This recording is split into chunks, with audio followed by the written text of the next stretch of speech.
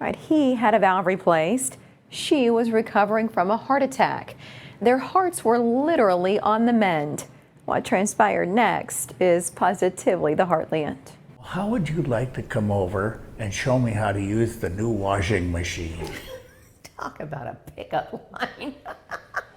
These two met at cardiac rehab at Nebraska Medicine in Bellevue. I wasn't looking for love. You know what? I figured at my age, no. Deb Robertson and Al Grancy had both loved and lost.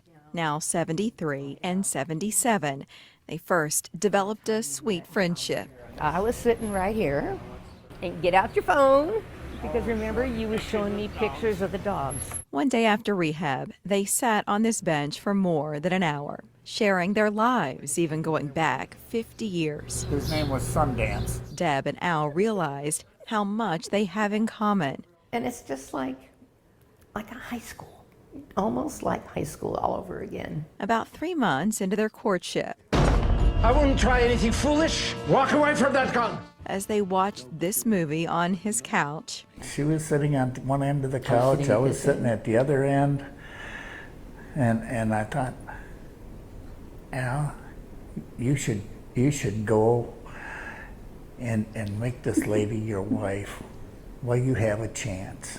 And he said, will you marry me? And I said, wait, hold on, I want to finish watching this movie. And then I realized what he said. she didn't hesitate to say yes. Al had already asked Deb's son for his blessing. But what's funny is there's a backstory about this. Indeed, the day on that bench, she watched Al leave in a blue truck. Where do I know that truck from? And I'm going, where have I seen it? Not at the supermarket, not at the bank. Where have I seen it? My granddaughter's 18th birthday party. That's Papa Al. That's who they've been talking about. Al lived next to Deb's son and his family, neighbors for years.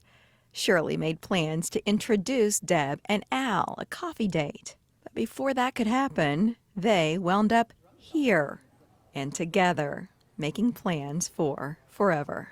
My heart is healed, and now my heart is fulfilled. That empty space is no longer there. It doesn't matter how old you are, you can always fall in love. All right, they are planning the wedding now, happening September 6th during the day because there's a Husker game that night.